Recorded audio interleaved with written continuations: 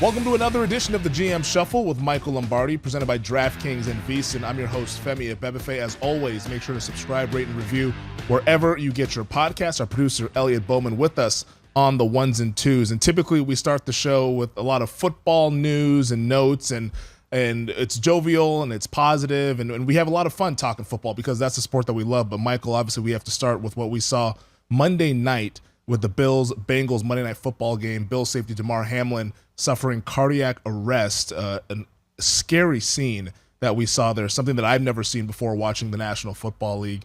Luckily, since the days that have gone, it sounds like he is doing much better. He is improving. Kyer Elam, the Bills rookie cornerback, just tweeted about 5 minutes ago before we started this podcast that our boy is doing better, awake, and showing more signs of improvement. Thank you, God. Keep the prayers coming, please. All love to 3. So it sounds like hopefully we're crossing our fingers that he continues to do better, but just an incredibly frightening scene that we saw Monday night, Michael. Yeah, I mean, it was somber and it was hard to understand. And, you know, as I wrote about for VSiN.com this week, it's a column up there. You can go read it. There's not behind a paywall or anything like that. But what I tried to talk about, which I think a lot of players, Shannon Sharpe being another one, this was one of the events that crossed the line and went from black or white. Does he have an ACL? Does he not? Did he break a leg? Did he not? You know, those things. And it entered into a shade of gray that none of us have seen before, which is life or death, right? And nobody ever experienced it. And the more I think about that this evening, Femi, the more I am really thankful that we have such great medical people at every stadium. Mm-hmm. And someone said, and I don't know if this is accurate because I'm not a doctor, but, you know, if he was going to have this happen to him, either an emergency room or on that field might have been the best place to have it happen because there were so many people there trained and equipped to handle it with all the resources they needed to save this young man's life. So we're thankful for that. And to me, as I sat back and watched it, it was eerie and it was scary because of that. I've never seen that before. I know a player in the early 70s had died on the field, but the players, I believe, didn't find out about it until after the game. And so we've seen this before once. I think he had a heart attack. I'm not sure quite what happened, or an aneurysm. I don't know. Mm-hmm. But to me, this was so, and then to have a national television audience that we were all awaiting this incredible game, and it started out incredibly, right? That it just lowered our emotions and put things in perspective about life. That was really powerful, and I think it's united the community together, and I think you saw it there at the stadium. You definitely saw people kind of unifying it, and it's one of the things that in times of crisis, it shows that there's still good people out there in the world. And you mentioned the medical first responders. I mean, hat tip to them, an incredible job that they did to at least revive him on the field, because you're talking about doing CPR. That's you don't hear that on an NFL field. That the medical staff having to do CPR, it really was scary. And I think the moment that you knew that it was different than most injuries, because you see football players oftentimes able to compartmentalize. I mean, I think better than any group of people in our country, football players can compartmentalize. And the fact that the faces of Josh Allen and Stephon Diggs and Tre'Davious White, like that, you just saw the emotions, and that's when you knew that this was much different than the normal, like you mentioned, an ACL tear or an Achilles tear or whatever you typically see on a football field. That you knew that this was literally life and death when those guys were reacting to the way that they were reacting. And the fact that the coaches reacted the way they did, just incredible leadership from Bills head coach Sean McDermott, Bengals head coach Zach Taylor. Taylor spoke with the media earlier this week about what the conversations were like on the field. Here's what he had to say between he and McDermott. When I got over there, the first thing he said was, I need to be at the hospital tomorrow, and I shouldn't be coaching this game. And so that, to me, provides all the clarity, because there was no unprecedented is the word that gets thrown out a lot about this situation, because that's what it is. But in that moment, he really showed who he was, that all his focus was just on Damar and being there for him, being there for his family at the hospital. And at that point, I think everything trended in the direction it needed to trend, and the right decisions were made there. But again, just the way that I really felt Sean McDermott led in that moment for his players. He was there for his players. He processed the right way, which was incredibly difficult. Yeah, I mean, I kind of thought that was the case. I put a tweet out that said, if I'm Sean McDermott, I'm going to the hospital. The NFL can do whatever they want with this game. I'm taking my team to the hospital. I don't think I think Sean was looking at it as himself, but I think the team would have not tolerated him going alone. They were going to come with him because that's part of the brotherhood, right? That's part of being part of a team is, we leave no one behind and we're going with you. And when you're dealing in a crisis, I mean, the only thing you can do is do what the right thing is for everybody. You've got to make sure everybody's included, and I think really they did a great job of that, and you could see it, and you have to be proactive and take initiative, and you can't sit back, and I think that's what Sean was doing. He was going to be proactive and take initiative. He instinctively knew where he needed to go. He was in a crisis. He'd never been in one before, but he was very, very dedicated to understanding how to play the role that he was dealt at that specific time. And so I thought that was clear. The other thing I thought was really telling, Femi, for me that was powerful, was to see the stadium in complete silence. Yeah.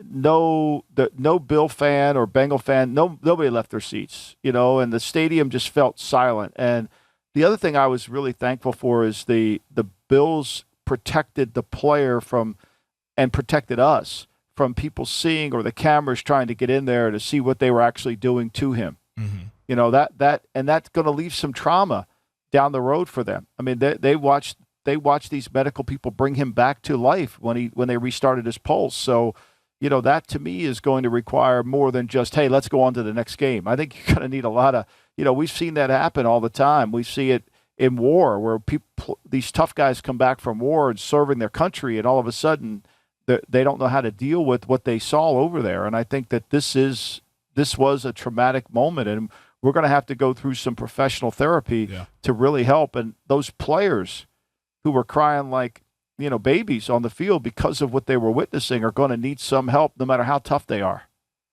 Yeah, I think it's just like the fact that the NFL is going to have to put a lot of resources into helping these guys deal with this and try to kind of cope with what's the situation that is, because like you mentioned, the mental side of it as well, that's something that they're never going to unsee. That's something that will be with them the rest of their lives, as they're hoping that their teammate Damar Hamlin can pull through this. We just got a statement from the Buffalo Bills that they just tweeted out about 6 minutes ago. It says, per the physicians caring for Damar Hamlin at the University of Cincinnati Medical Center, Damar has shown remarkable improvement over the past 24 hours. While still critically ill, he has demonstrated that he appears to be neurologically intact. His lungs continue to heal, and he is making steady progress. We are grateful for the love and support that we have received. That's such good news. It really is. We continue to get more and more good news, and we hope that there's more good news in the coming days with this, because that's powerful. That helps us. I don't think it's hard for us to move forward without some clarity of positivity, right? And so it's easy to do that, and it's going to help heal, and it's going to help us all. And I think, to me, that's the best thing I've heard all day today. Yeah, Damar Hamlin's father, Adam Schefter, tweeted this earlier this morning, but his father, Mario Hamlin, addressed the entire Bills team on a Zoom call yesterday to personally update everyone in attendance on his son. Mario Hamlin informed the Bills that Damar was making progress, and in the words of one source, quote, the team needed it. So this is something that, like, the Bills are going to practice today. Their players are going to speak with the media for the first time today. Sean McDermott is expected to address the media as well, as they try to make sense of what happened Monday night. But I'm not even sure if we can say that the healing process is beginning, because we still don't know. Damar Hamlin is still in critical condition, but the signs that we're getting now, the notes that we're getting now about him making progress is definitely something that we 100% need. But it's going to be a difficult day for this Buffalo Bills team, as they, I'm sure, will be reflecting heavily on what happened Monday night and having to address it in front of the media. Yeah, and I thought Mike Tomlin was great. I mean, Mike Tomlin, came out and he and Sean McDermott both went to William & Mary, so there's a friendship there. But he came out and talked about knowing this kid since he was 12 years old, and and shared his personal feelings with them. And I love that. I love the fact that Tomlin is such a great leader, and he's got such a magnetic personality that he can extend that and reach a lot of people that aren't even in the league. Then this is a 12-year-old kid that he's reaching, and he's inspiring. I mean, and we all need that in our lives. We all have certain people that have inspired us to go somewhere. And Damar obviously gravitated to Tomlin, who's easy to gravitate to. When he opens up his mouth, you're like, wow, this guy's impressive, and I could play for this guy. And to me, that's just another lesson we can learn from this, is that, we impact people at younger ages that we don't even realize. And even when they become famous or something, we see it. It happens all over. Mm-hmm. And when you take the time to do that, you become a better person. We saw people Monday night sharing the link to the GoFundMe for the toy drive that Damar Hamlin was trying to raise money for. And it's all over social media. You can just search a Damar Hamlin toy drive. I'm sure you'll be able to find the GoFundMe link. But the goal of that GoFundMe, which was started in 2020, was to raise $2,500. Michael, now they've raised more than $7 million in donations. Great? Like, that's just, it's truly incredible what people can do when they rally behind something and try to put some positive energy out there after what we saw Monday night. How about Harrison Phillips? I mean, I don't know the relationship between Harrison Phillips, the defensive tackle for the Vikings, and Damar, but he's buying, he wanted to pay for the food for everybody there. And so, just the little things that you don't even want advertised, I think, is so impactful. I think Mike Brown, who I have tremendous respect for Mike Brown. I think Mike Brown is truly one of the great thoughtful people in the league. He is willing to speak his opinion. Most people think Mike Brown's cheap. I think Mike Brown is resourceful, and he doesn't want to waste money. That doesn't make you cheap. And his histrionics and understanding the game from watching his father, and when he speaks, I listen. And I thought his statement from the Bengals and understanding, they both went into the locker room. Both owners were in the locker room, in the same locker room. And to put away, what the seating is. I tweeted Joe Burrow's comments out today. Like, I think that's just, to me, what it's all about, right, Femi? Like, forget about everything else. Let's just make sure that this kid can recover. Yeah. And we'll deal with everything else later. And no one is going to feel like they've got a raw deal in this. Because if he survives and he lives a life, whether he plays football ever again or not, doesn't matter. Whether he can live a complete life, that's the victory. 100%. I think that's really well said, Michael. And once again, like this, we typically talk football here on this podcast, and we're going to get to the football coming up in a little bit later here shortly. But we needed to spend some time discussing this, and we're hoping, and our thoughts are with Damar Hamlin, his friends, his family, his teammates, across, and all his friends across the NFL and stuff, because this was really something that we had never seen before. And we're pulling for Hamlin, and any way that we can put out any sort of positive energy, we're definitely putting it out there here, courtesy of the podcast. But I think that we needed to spend time on this. But Michael, any final thoughts here before we take a break here, and then we'll get to some of the football stuff? Yeah, no, I think, to me, United, I think the power of we is so much greater than the power of me. And I think that we can all disagree on certain things, but I think when the time to unite happens, we all have to unite. That's really well said. We're going to take a first break here on the podcast, and we'll discuss more NFL topics on the other side here. This is the GM Shuffle. All right, Michael, it's hard to transition to what happens next in this Bills-Bengals game.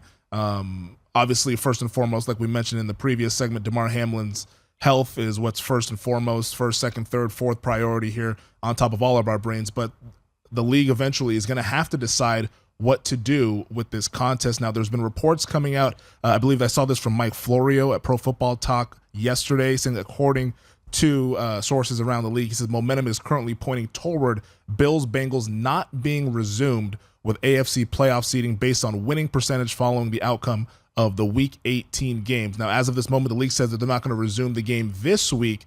We'll find out, I'm sure, maybe tomorrow or within the coming days and the weekend about what's going to happen with this game. But what do you think? I don't know if you're hearing anything about what they might do here. I mean, it seems so trivial to even discuss it, but it is probably the next question that people will ask, hoping that once Damar Hamlin is fine, that we can get some news here on the football side of things.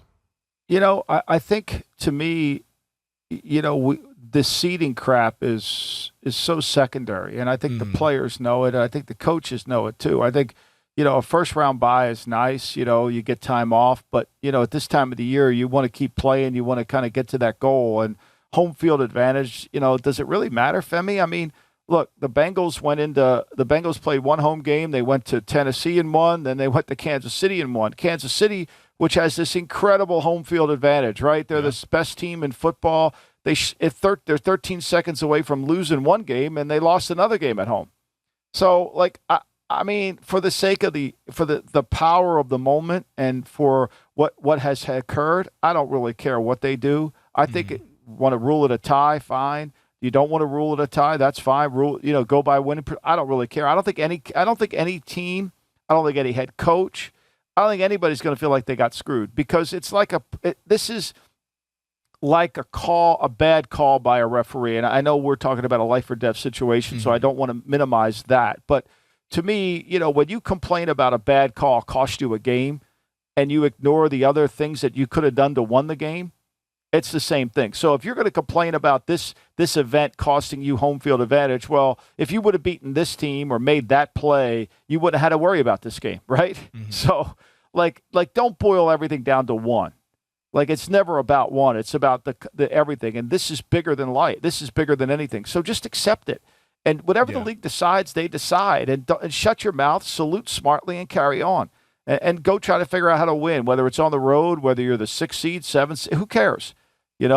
And I don't think it should alter any of that. I think most teams, knowing the clubs, most teams would say, do whatever you want, we'll work within it.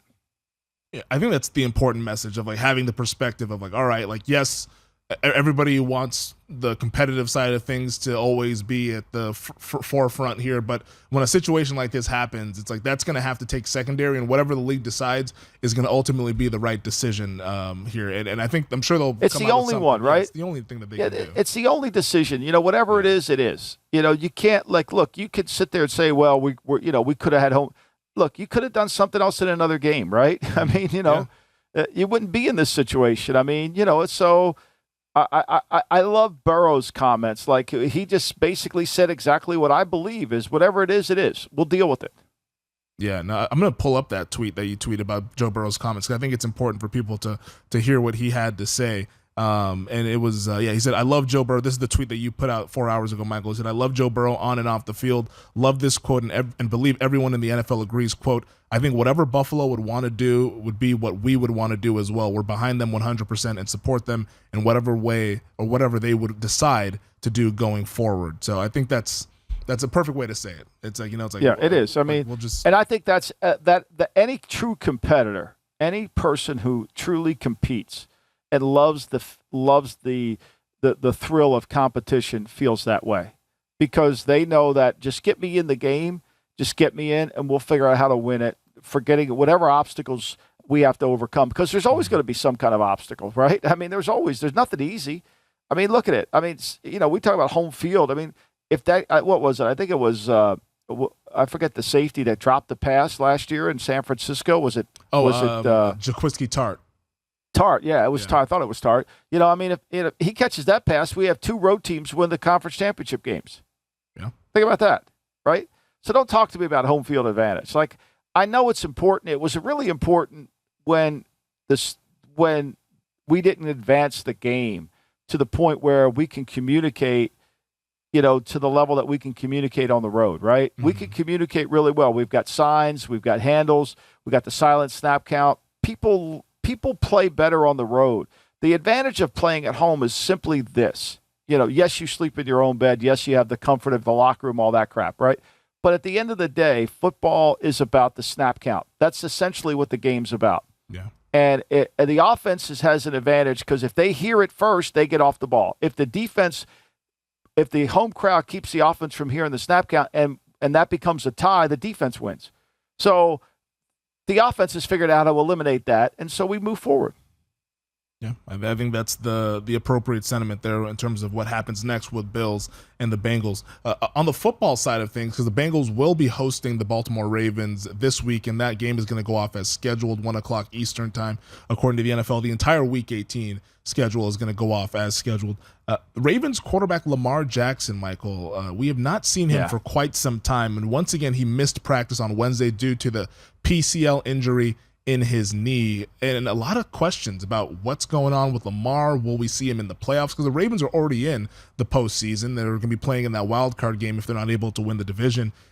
What do you make of all this going on? John Harbaugh seems to be kind of giving out cryptic messages as well. It feels like there's just a lot of uncertainty around this whole thing.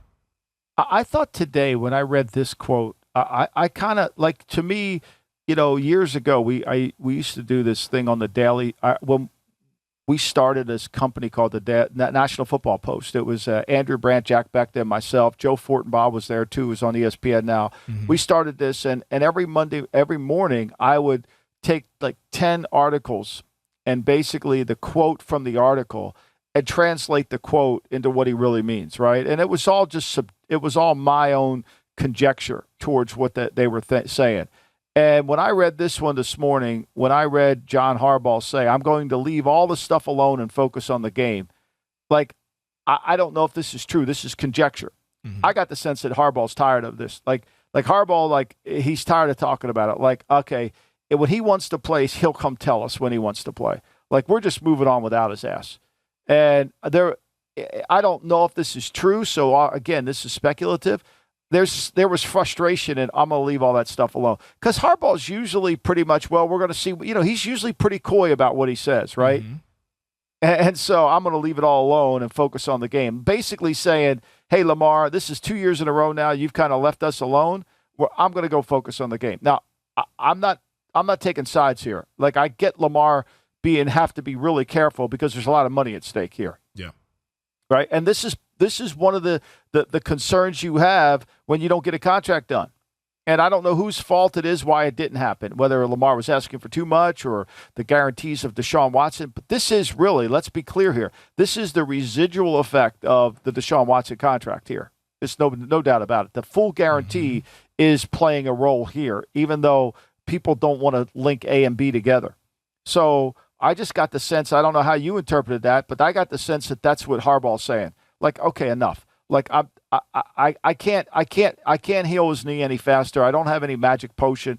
I can't make him want to heal it faster. I can't make him go to double treatments or triple treatments. I don't even know if he's doing all that, right? So, like, usually you see players say, hey, I'm really working hard to get back. We haven't heard any of that, right? Mm-hmm. So I think he's just saying, okay, screw it. We're going to go into Cincinnati, give it our best shot. We can't score any goddamn points. Our offense sucks. We talked about that on Monday. We'll try to do the best we can, and hopefully we can steal a win, and win the game and create some turnovers and find a way to win a next playoff game. Because I get the sense from that quote, I don't think he thinks he's going to be in a playoff game. That's what I kind of picked up as well. And I think that he's just like, quit asking me about a guy that's not going to be here the rest of the season for us.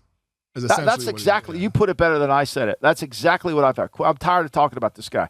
And look, again, this is all gray, right? This is not, I'm favoring the Ravens here and I don't favor Lamar. Like, Lamar, this is what happens. I mean, this is what we call second order thinking, right? So when you're sitting in a negotiation and you're trying to get this done, when you second order think, that means you play it all the way out. Okay? Mm-hmm. And when you played it all the way out, someone in the room had to say, well, if he gets hurt, what's the chances of him wanting to come back from some injury that he could come back from knowing he doesn't have a contract? They're too smart in Baltimore to not ask that question, right? So they had to know when they said, no, we're not doing that, they had to know that this could be a possibility. Do you think that there could end up being some sort of like schism between Lamar and the Ravens that boils over into the offseason to where maybe they use the franchise tag on him and actually listen to trade offers for Lamar Jackson? Because I doubt they're not going to use the tag. Like, they're not going to let Lamar just go off into unrestricted free agency and let him go to the highest bidder. Like, that would be flagrantly That's a great horrible. Question. But like, that's a great question. Like, where does this go? I think what fans don't understand is the franchise tag is twofold. It tells the player in one instance, we want to keep you. Mm-hmm. It also tells tells the world we have an asset that we're going to protect. It doesn't mean we want to keep you, but we have an asset we're going to protect. Like, you're worth more. It's like buying jewelry, right? If you spend $10,000 for a necklace and you only spend $5,000 and it's appraised at 10, you're making money here, right? Mm-hmm. So it's the same thing. It's like, okay, I don't want Lamar, but to let him go to get a compensatory 3, I got to get more than that. So I'll protect him. So I agree with you completely. I would suspect, knowing how difficult it is, knowing that we're almost going to get to 70 new quarterbacks on the year, that Baltimore has to wonder, if we let him go, where are we going? Yeah. I mean, where are we going? It's because their record's too good to go find a guy. Yeah, I mean, they're not going to get one in the. I mean, what are they going to do? They're going to go after Derek Carr. Were they going to put him there? I mean, Tyler Huntley, they can't make any plays in the. Now, I'm not saying it's all Huntley's fault, and nor am I saying it's all Roman's fault, but that offense, even when Lamar's there, is horrendous. I mean, I mean, Lamar was averaging 6.9 yards per attempt. That isn't even close to being good enough. That's not even close to being good enough. And meanwhile, Huntley's down to 5.9. They have no passing game. I mean, think about this, Femi. I mean, here we are getting ready for playoff times. All right, here is their last 7 games passing. Okay? You ready? Yep. 193 yards against Carolina. They scored 13 points. They got 253 against Jacksonville. They lost. They scored 27. They come back against that vaunted Denver Broncos. They get 182. They win 10-9. They play Pittsburgh in Pittsburgh. They win the game 16-14. They get 94 yards passing. They come back and play the Brownies on Christmas Eve or the week before, and they get 126 yards. They play the Falcons, and they get $115 against one of the – let me just stop there for a second. Yeah. One of the worst defenses in all of football, the Falcons secondary, all right? They get 115. And then they come back against the Steelers, and they get 120. Like, how are you going to beat anybody with those numbers? It's really anemic, I think, is the way to describe what they're doing offensively. You mentioned Lamar.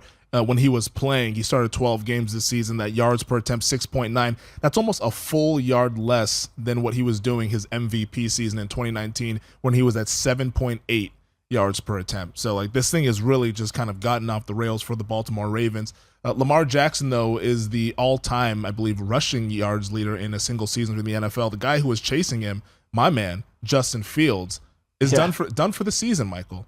They're gonna put him on ice there he has a hip issue, and after discussions behind closed doors between head coach Matt Eberflus and the general manager Ryan Poles, they decided that Fields, it's best served that he takes this game off in Week 18 and starts to heal up and get ready for 2023. I mean, look, this is like the trainers in the corner not letting the boxer go out and take more punches. I mean, this poor guy's getting the shit kicked out of him, right?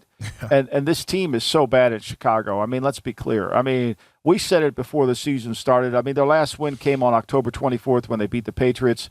It probably their shining moment of the season. The Patriots turned the ball over 4 times. But, and I know they got rid of players, and I know they traded guys away, but this is not that offensive line is so bad. And to put anybody back there, you really risk it. But what loses sight in all this is how bad they are on defense, right?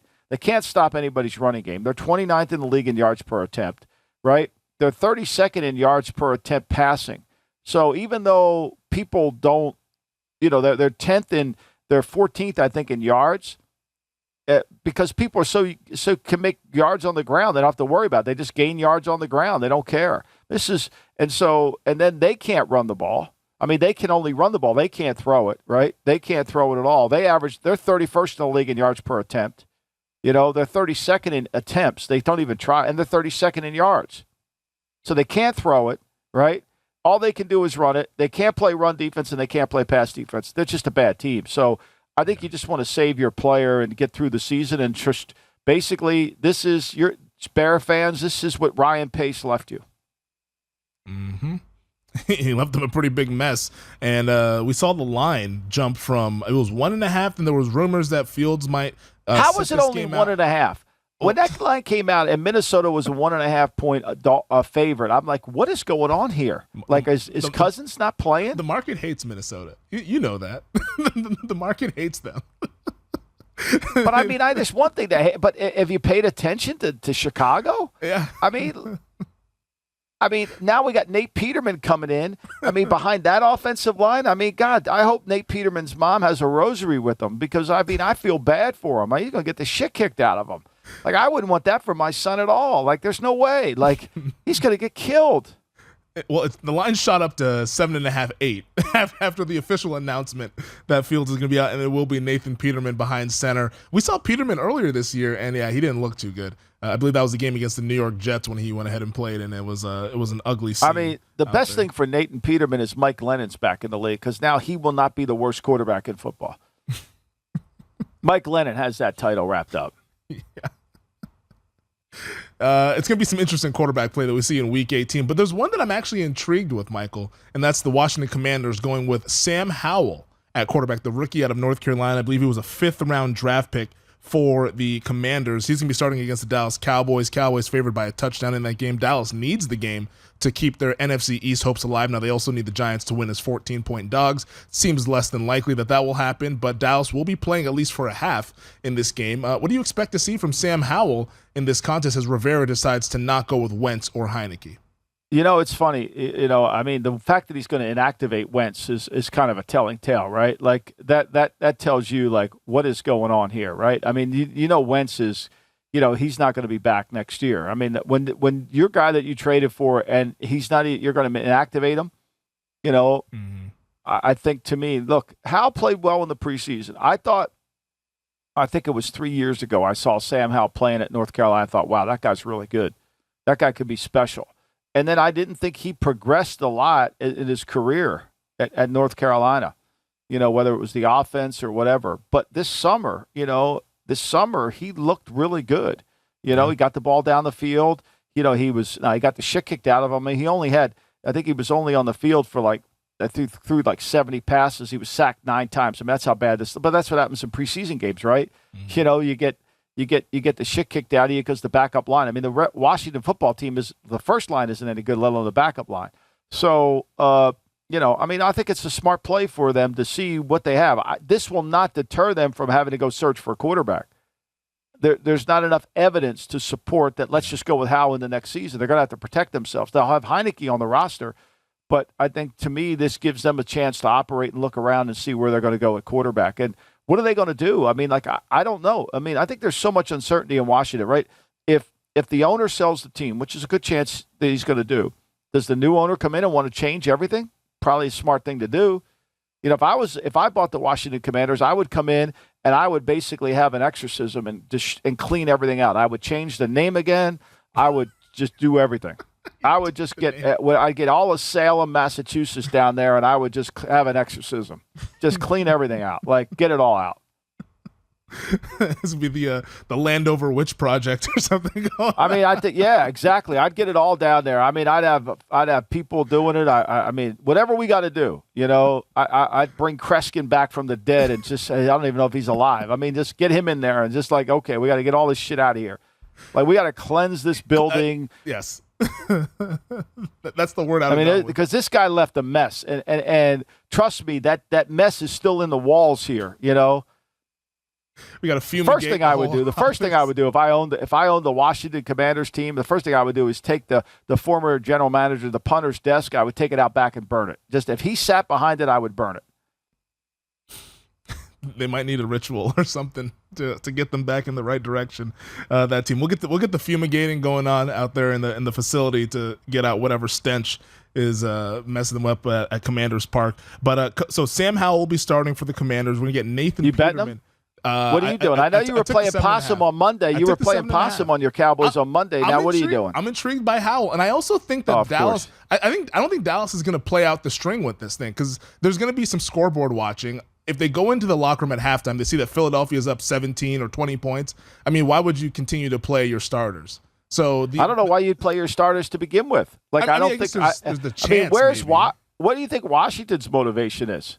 What do you think you think they're going out there to win one for the Gipper? You think there's a speech in there? I mean, you think they're out there? I mean, they want to get the seat. They can't wait to get to their exit physical. This season's over. I mean, they want to go. It's 1-2-3 Cancun for the Commanders. Is that what we're saying? Yeah, I mean, like I think they're on that same boat Odell Beckham was on. Like let's go, let's get this party started here, fellas.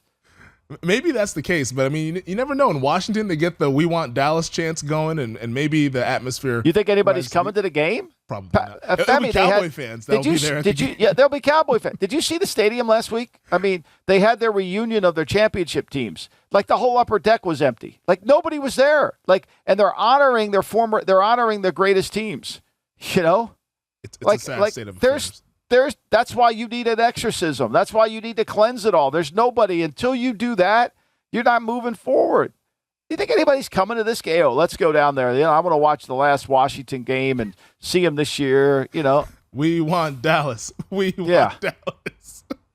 I guess it's not the 90s anymore. I got to forget that. But yeah, Cowboys fans will be there for sure. There's a lot of them in that area. So I'm sure they will be decked out into the navy blue and all that stuff. But in the Miami and New York game, Dolphins taking on the Jets at home down in South Beach.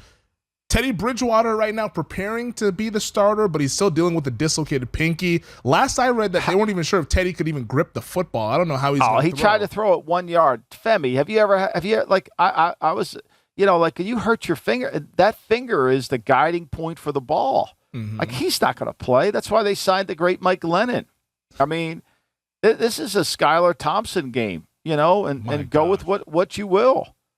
It's a must-win game. I know it's a must-win game, but what else are they going to do? I mean, their quarterback's hurt. Teddy hasn't been able to stay on the field, and every time he's come in, he when he came in the last Jet game, he was out in the first series? Mm-hmm. So, look, it's the funny thing about Miami, when I run my numbers during the week on the teams, and I was so, Miami has this perception that, they're on this losing streak and they've kind of pissed away their seat. But when you really break down their numbers, right? When you break down all the categories that I believe go towards winning, right? Like I have these 19 categories. Like Miami's, they're 29th in penalties.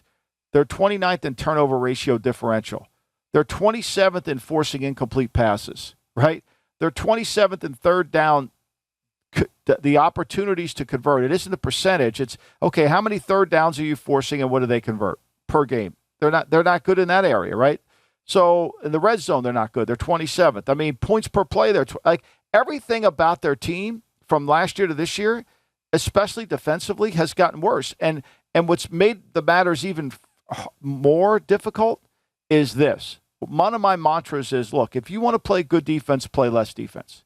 Mm-hmm. And what Miami has done last year, as much as people bitched about their offense, is they were able to control the ball for almost 31 minutes in the game. This year, they only control the ball for 20. Their defense is playing 31 minutes, and they're not good enough to play 31 minutes. Their defense needs to play 25 minutes, right?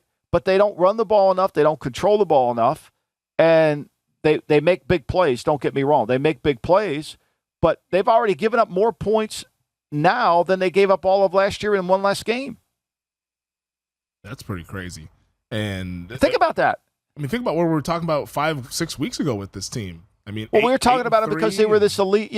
They beat Chicago in Chicago by 3, and we're like, oh my God, they're great. And then they blew out Cleveland, and they barely beat Detroit up there. Remember, they had the great second half against Detroit. Mm-hmm. We forget that the 16-10 game against Pittsburgh, the guy tried to throw 4 interceptions. They just didn't catch him, and Pittsburgh's playing with a rookie quarterback, and he's got a chance to win the game on the last drive of the game. Think about that.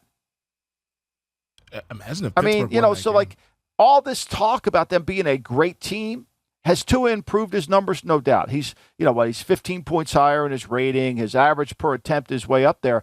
But once again, they're not playing complementary football. They're making him look good, but they're not covering up the sins of their team. To me, that's the bigger issue. You give them a fighting chance to win on Sunday? With Yeah, Skylar Thompson? look, they're playing the Jet. They're playing your team.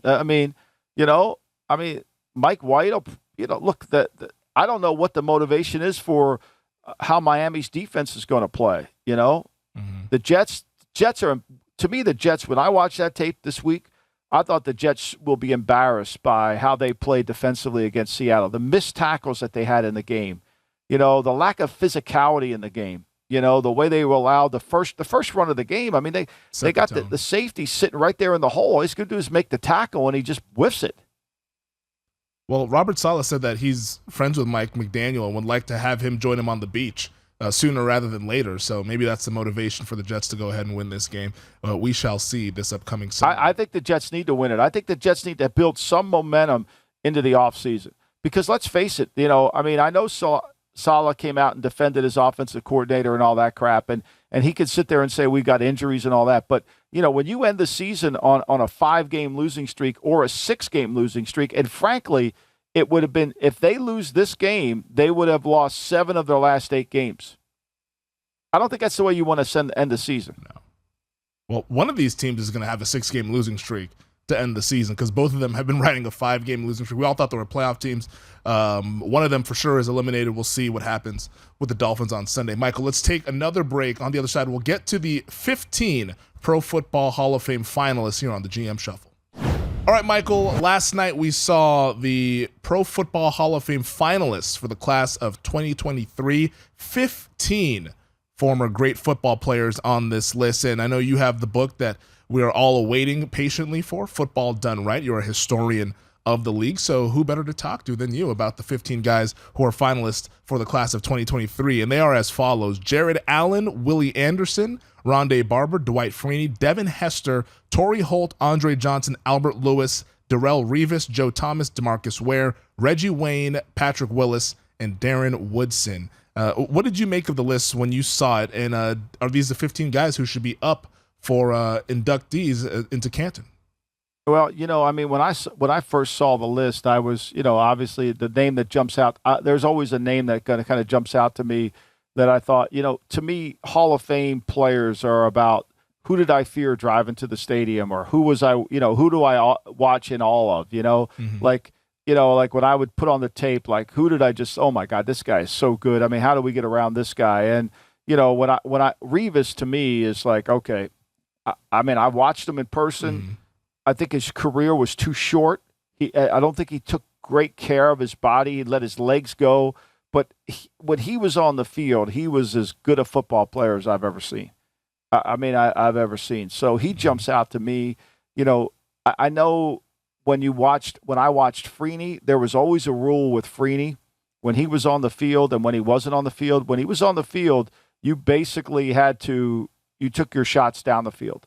And when he wasn't on the field, you took your shots. When he was on the field, you basically, okay, you got to be careful. You got to double him. I mean, the guy's got 125 and a half sacks, numerous quarterback hits. I mean, he was one of those guys that to me jumped out. So, and then, John Lynch got in the Hall of Fame. And if you asked anybody on the Tampa Bay staff, they would have said Rondé Barber was their best player in the secondary. Mm-hmm. Now, I probably need to go study more of Rondé to get there.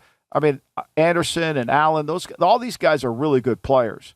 But to me, what I try to point out in the book was like what Deion said, my gold jacket is different than your gold jacket, right?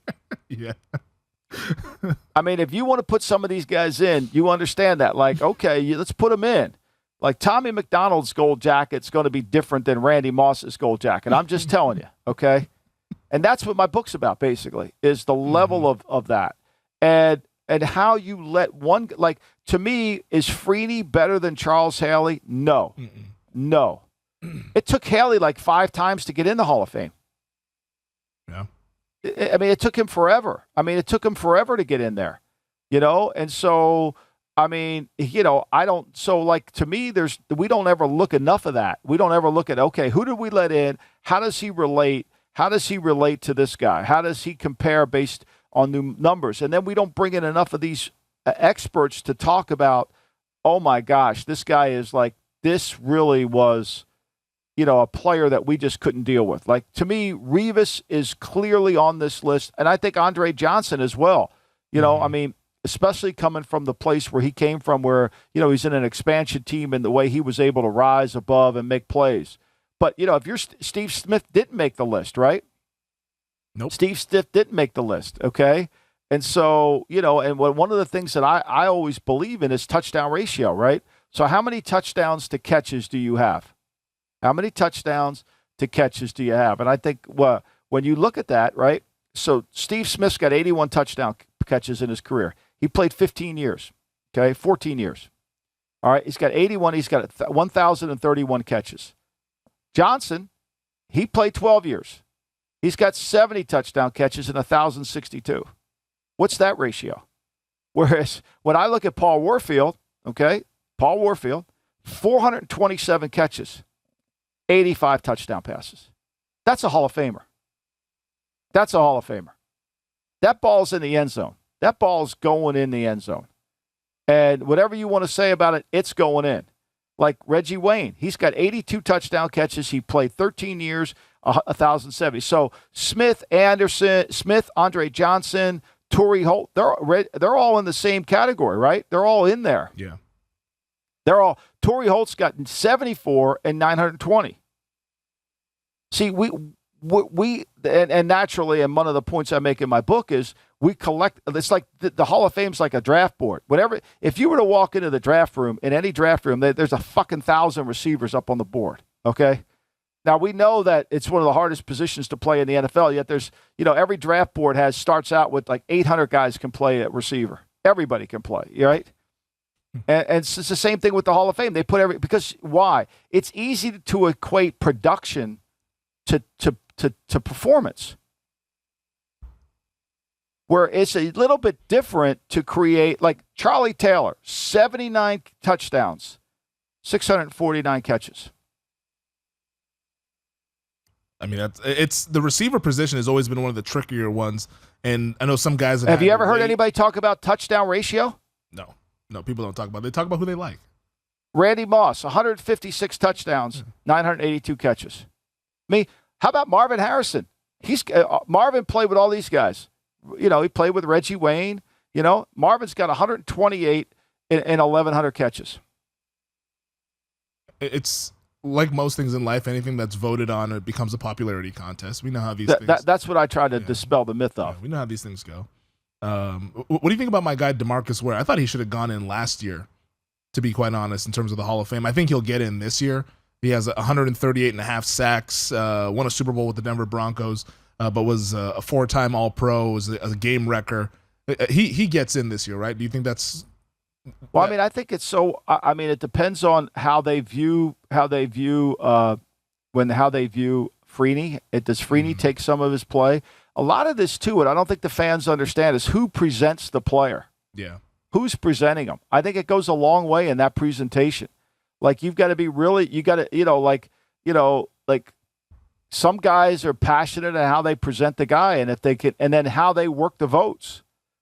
I mean, let me ask you this question: Ed Too Tall Jones, would you rather have, Ed Too Tall or DeMarcus Ware? I mean, Ed Too Tall Jones is a legend.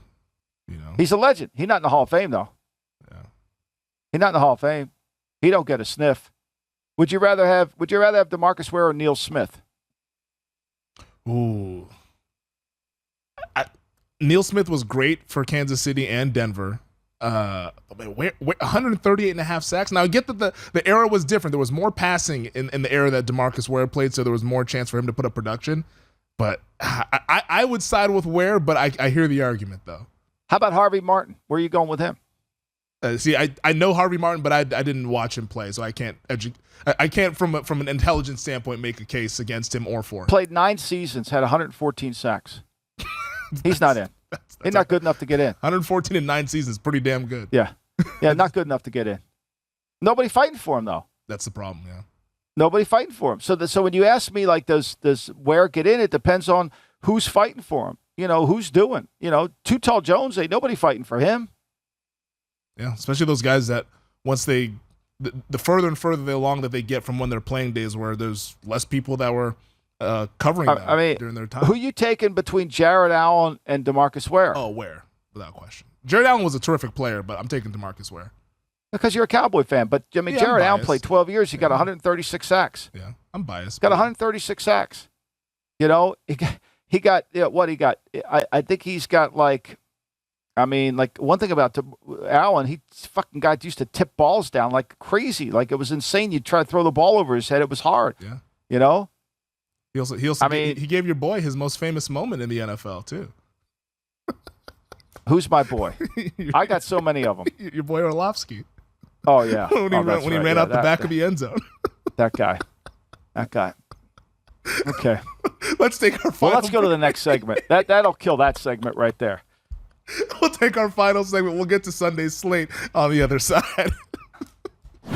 All right, let's get to Sunday's slate. Week 18, the final week of the regular season. And before we get to the games with all the playoff implications, Michael, I want to talk to you about a game that has number one pick implications, because we discussed it earlier. Nathan Peterman starting for the Chicago Bears at home against the Minnesota Vikings. Bears now 7.5, 8-point underdog. So, I mean, they're not saying that they want to lose, but clearly they want to lose to try to get as best a pick as possible. If they lose, I believe they secure the number 2 pick, but there's a chance that they could get the number 1 overall pick in April's draft, because if the Houston Texans beat the Indianapolis Colts and the Bears lose to the Vikings, it will be Chicago at number 1 and Houston at number 2. But Houston can clinch the number 1 overall pick if they lose to Indianapolis. As an organization, if you're in that front office in Houston, if you're Nick Caserio, what is the discussion like this week in preparation for this game? There is no discussion. It's win. There is no discussion. It's win. Because if I walk down into Lovie Smith's office and say lose the game, and then Tuesday after the season I fire Lovie Smith, that he's going to say, what the hell? Like, what am I doing? Mm-hmm. So how can I have that discussion? Like, let the chips fall where they may. And all this talk about, well, you know, yes, Bill Berman was telling me the other day, he was listening to the Worldwide Leader, and they had 2 people on talking about the draft. And, you know, in one sense, they were talking about how Bryce Young is elite, even though he's undersized, but he's great. He's going to be the first pick. And then they got to my man Stetson Bennett. And that, well, first of all, they never said anything about Bryce Young's size. They just said he was a great player. They get to Stetson Bennett, and they say, you know, he's short, he's not very big, you know, he's probably going to be a late-round pick, but he's really come a long way. Stetson Bennett's bigger than Bryce Young. But the perception is that Stetson Bennett's undersized. Bryce Young's, he's not. So, like, all this talk that Bryce Young's going to be the first pick or is the automatic first pick, I don't think it's true. I don't know if it's real. It could be. He's certainly a talented player. I think he was born to play quarterback. He's instinctive. I get all that. I worry about his size. I think everybody does. But the reality of it is this doesn't matter. The reason I bring up that story is because I don't think it matters. Because whatever happens is going to happen, and then whatever happens after the season is going to happen after the season. You know, the Eagles, when they folded their tents to get that pickup when Doug Peterson was the head coach, that was a directive from downstairs. Now, that caused some consternation because what happened after that, right? Doug got fired. Yeah. So, like, I think there's like if they were like, okay, I know they just hired Lovie. I was going to say that, but say they had just, you know, Lovie was their guy and they're really all behind him 1,000%. Then you might have that conversation.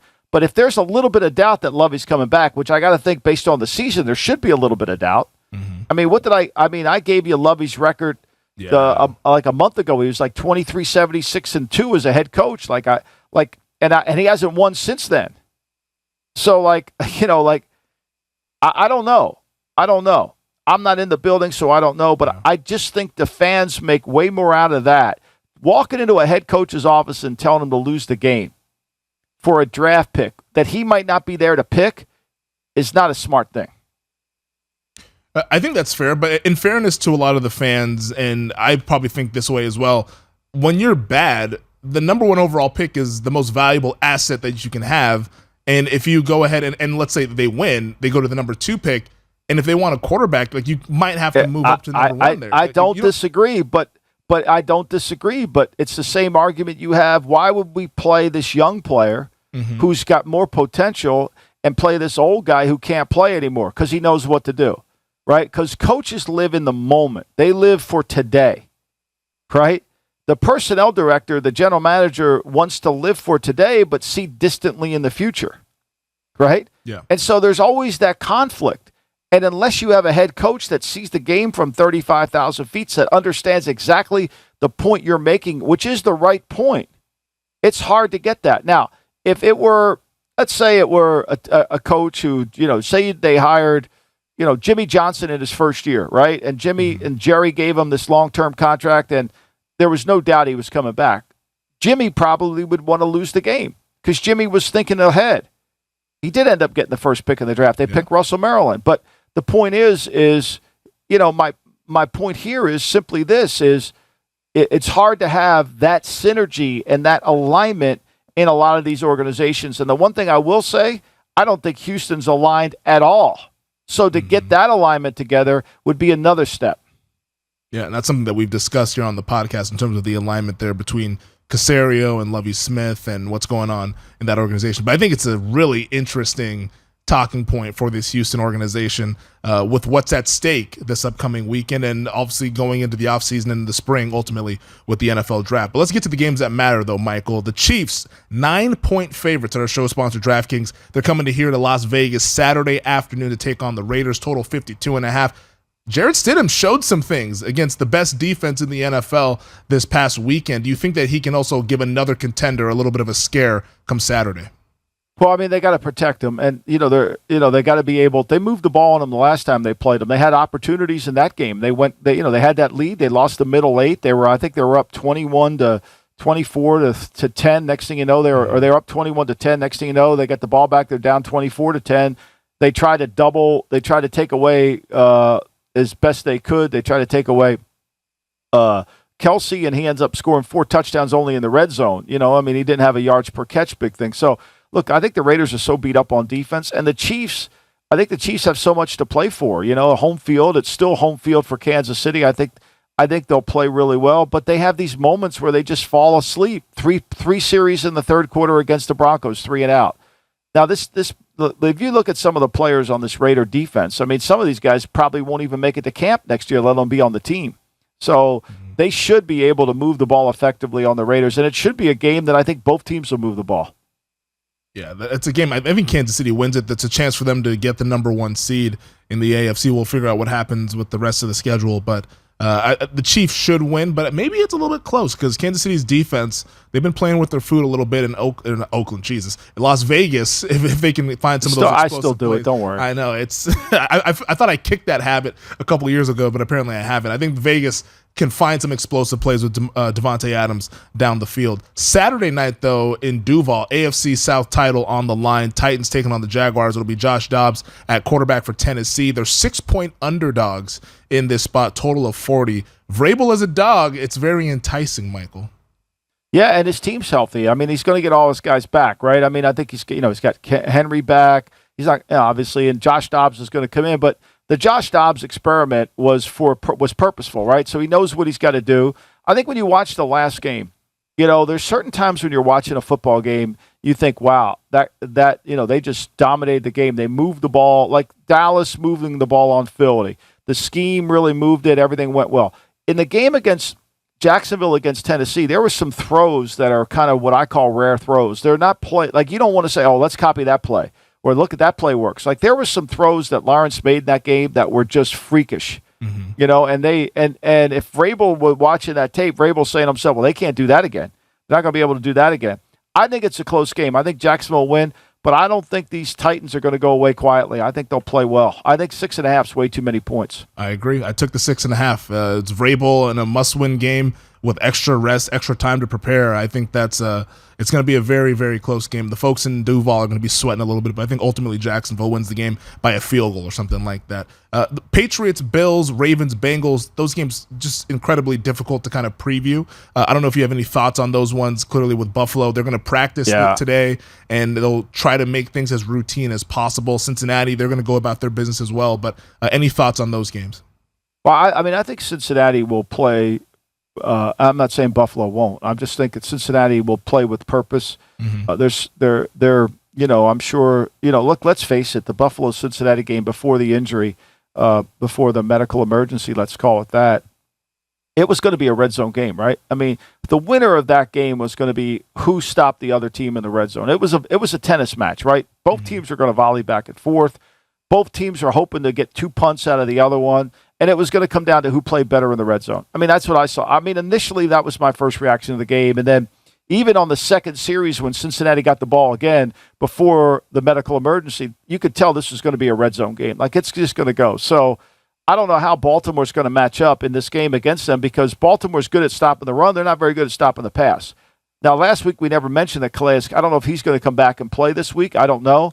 They need some more. They need him inside. They need to be able to rush the passer. Burrow's playing so good right now with these receivers. I think this is a really hard game for Baltimore.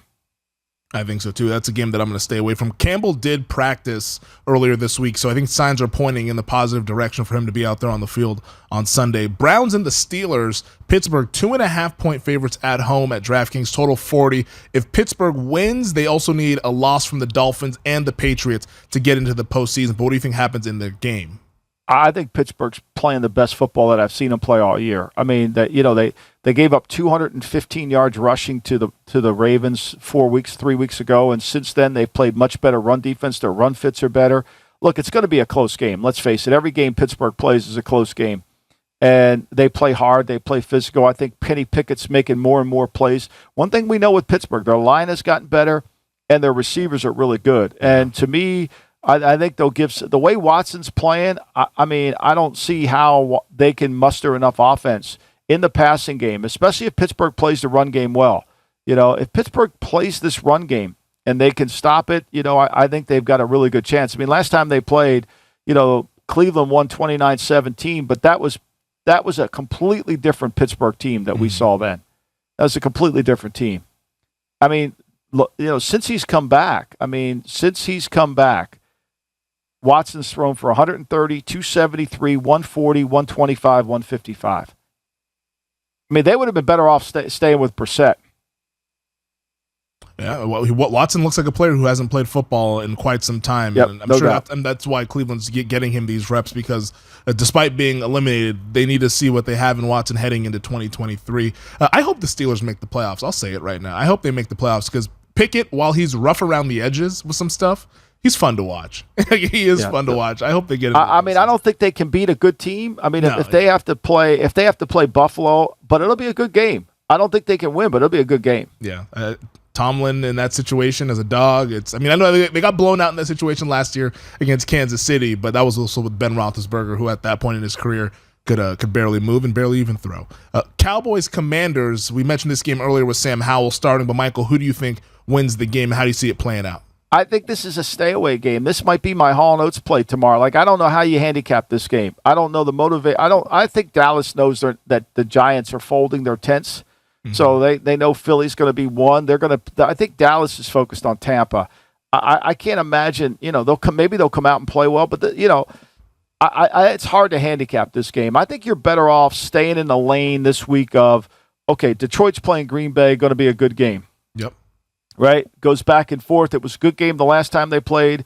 Surprisingly, Green Bay played really good defense in that game. Detroit ran the ball more effectively. Green Bay turned it over in the red zone. I mean, Goff didn't really throw it that well. I think, that game at 4 seems like a lot of points. I have it as a 1-point game. I mean, Detroit's numbers on my charts have gone up tremendously, and both teams' game codes are similar. I think you're better off playing that game. I think you're better off looking at, Carolina, New Orleans. I think that game will be a real game. I think both teams want to play and end the season on a high note. I really do. Okay. Yeah, I think the Carolina players are going to want to play for Wilkes, and I think New Orleans players, they got a sense of confidence after playing so well. But I think some of these other ones, I think you have to be really careful of in terms of what's the motivation for the team. When I was in Cleveland, we were playing Seattle the last game of the year, and it was Tom Flores' last game. I mean, everybody knew he was going to get fired, or I think it was. And then, but we knew we didn't need to win the game. We were a wild card, but we wanted to play well going into the wild card round. We had to play New England the next week, and so when we found out that they were giving their exit physicals at Cleveland Stadium after the game, we knew we were going to win. Like, those players were out of town. Will Arizona play hard against San Francisco? I don't know. I don't know. That's a big line. I don't know. I know the Giants are focused on their playoff game. Will they keep the spread? I think that's a hard one to predict. I think the Rams, Seattle. I think Seattle needs to play well. I don't know where the Rams are. I think we know that Sean's disappointed in the way it has been this season. So I would only urge people that listen to make sure whatever games you pick, you only have to pick 2 or 3. Pick ones that you could really understand both sides' motivation. It's interesting that you bring up the Rams-Seahawks game. Seattle 6-point favorites at our show sponsor DraftKings, total 41.5. Every year, there's one of these games where a team has to win against a team that's eliminated. We saw Colts, Jaguars last year. There's been some other games that we've seen in the past. I think the Rams might be sneaky live in this game because a lot of people are talking about, and myself included, talking about, hey, if Seattle wins, then Detroit's eliminated, and that's a bummer for the Lions and all that stuff. I think that might be a game where it's going to go down to the wire. Sean McVay has had a lot of success against Pete Carroll in that defense. And Baker Mayfield, I'm not a really big believer in Baker Mayfield, but he's at least someone who's competent. He's more competent than the guys they had playing against the Seahawks last time in John Wolford and Bryce Perkins. And that took him on the last drive of the game. Yeah, so I think it's going to be a little tight there. It's going to be nervy, I think, at Lumen Field in Seattle. It wouldn't shock me if the Rams won that game, to be quite honest. I mean, it's like Cleveland-Pittsburgh. I think Cleveland will play as well as they can. I don't think Watson's playing very well, but I think Cleveland's going to try to do everything they can. I think the Jets-Miami will be a real game. Yeah. I think you got to handicap the quarterbacks in a game. I think that'll be a real game. I think anytime you get two teams that know each other, that hate each other, they're going to play good. You know? I mean, I don't know what Minnesota's going to do against Chicago. I mean, Peterman, all that. That one's hard for me to understand. The Giants, we know their retreat. The Dallas should retreat. How about the Chargers in Denver? The Chargers, they're going to retreat. Yeah. So, I don't know. Yeah, that's the line's 9. What's the line's 3? I mean, Denver's favored against the Chargers. I mean, everyone's anticipating that the Chargers go ahead and retreat because. Why would you play Herbert? Why would you even risk having a chance for him to get a hemorrhoid out there? So the scenario was like once the NFL decided that Ravens-Bengals was going to be at 1 o'clock Eastern, so that game is going to be played before Chargers-Broncos. If the Ravens lose that game like the market expects, the Chargers are locked into the 5 seed. So I think a lot of people what are they playing for? Exactly. They're not. And Brandon Staley said that, we're going to have our eyes on that game and we're going to go about this thing as smartly as possible. So he's pretty much telling you if the Ravens lose, you're going to see the Chargers B squad against Denver this upcoming Sunday. But finally, you think the Packers get the win against the Lions? I don't. I think it'll be a really good game. I think the Lions will play well. I think they will. You calling it upset? I think the Lions have a chance to be on national TV. I think they'll move the football on them. I really do. I think it'll be a close game. I think it'll be a field goal game. The one Achilles heel in the Lions, I'm not sold on Bagley making field goals. Badgerly, I would be worried about that, but I think they'll move the football on them. So if the Packers lose, they're not going to be in the playoffs. It'll be either Detroit or Seattle based on what happens in the Rams-Seahawks game. But you're not believing in this whole Green Bay Rodgers storming into the playoffs here to be Tasmanian devil. I mean, I think it could happen, but I don't think this is an easy out. I know they beat them once, and the Lions didn't play. Everybody talking about the Packers didn't play their A game. The Lions didn't play their A game in that last game either. Mm-hmm.